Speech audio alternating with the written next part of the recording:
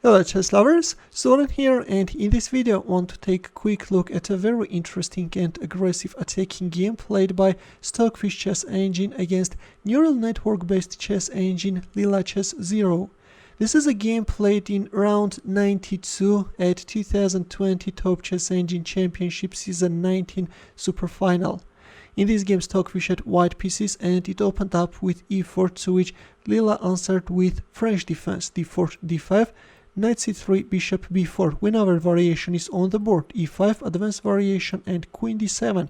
Leela is choosing the Petrosian variation. This has a reputation of a very solid variation where black is mainly castling queenside and then is trying to go for a breakthrough on the king side.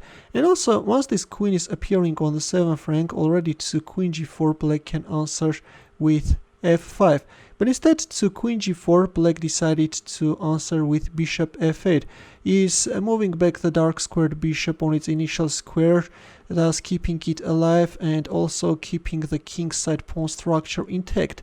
This is a popular move and had been seen at the highest level many times. b6, bishop b5, c6, provoking c6. In this case, the pawn is occupying a square which belongs to black knight. Bishop a6. So by offering the exchange of light squared bishops, black wants to get rid of this bad French bishop. Knight e7, and at this point Stockfish went for bishop takes a6. Knight e2. White wants to transfer his knight on the king side and put further pressure, and also wants to strengthen his center with c3. Although strangely to c5, Stockfish answered with knight g3. Seems like that playing c3 is better in order not to allow black knight to intrude inside white's camp. In the game we see knight g3 and there comes knight b4, and now black is getting a very nice chance to get rid of this dark squared bishop, which can actually be very useful when trying to exploit the weaknesses of the dark squares. b3, knight takes c1, although b5 is also a move which is worth taking into consideration. Rook takes c1, c takes b3. Again, b5 looks to be a good alternative. A takes b3, white managed to open up the a file, and now by relying on that fact will put a very nice pressure. g6, queen g5. Now queen f6 is a threat in order to force black to move his rook, thus losing the right to castle. Knight g8, queen f4, bishop h6, knight g5, bishop g7, rook a6. There we have it. White now wants to double up his rooks and create problems for black. f6.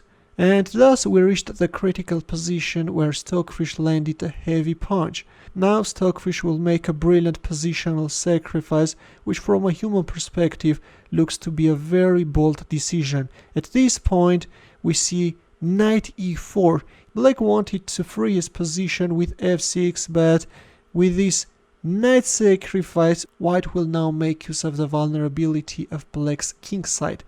Let's see what's the idea hidden behind this brilliant sacrifice. At this point we first see f takes e5, and only after d takes e5 black accepted the knight sacrifice. There comes knight takes e4, and now this second knight will harass black king from d6 square.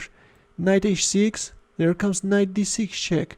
King e7, rook a1. This is a very useful move, and in this case white is acting against bishop takes e5, because in this case if queen takes d6 then there is this rook takes a7 move.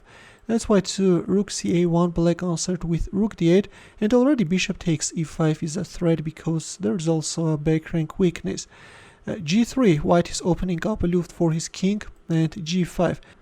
Well, if bishop takes e5, then in this case white has this queen g5 check followed by queen takes h6. There is already a luft for white king, and queen d1 check is not dangerous. In the game to g3, black answered with g5 in order to lure away white queen from the f file, and white accepted the pawn sacrifice. King f8, and we have another beautiful blow. Can you find white's next move? Ready? This time we see rook takes a7. Black queen is overloaded, and that fact allows white to go for rook takes a7. In the end of the day, the rook on d8 will hang. For example, now if rook takes a7, then simply rook takes a7 And yes, in this case, you are even getting checkmated. That's why at this point, Leela played knight f7, and we have knight takes f7, rook takes a7, rook takes a7, queen takes a7. Yeah, now if queen takes d8, then king takes f7 will follow. That's why we see knight takes d8, queen d7. But the thing is that this knight on d8 is awkwardly placed, and now black will win it. c4 h6, trying to lure away white queen. Now if queen h4, then king e8. And yes, again, white is losing the knight. That's why at this point Stockfish decided to give up his knight. Queen takes e6, queen d8 check, king f7, f4. If we take a look at the position, white has 4 pawns against a bishop, right, which is more than enough. And now let's see how Stockfish realized the advantage. Queen f5, and the pawn on b5 also dropped. Queen c2, queen d6, queen e2, queen d7 check, another check, and then c5.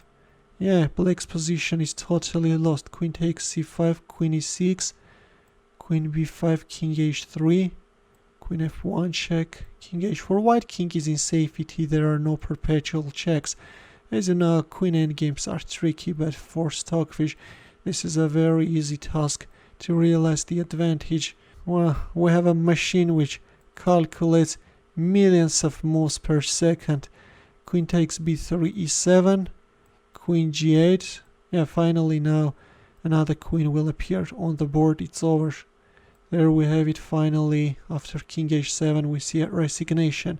That was a very, very nice game by Stockfish, whereby sacrificing the knight.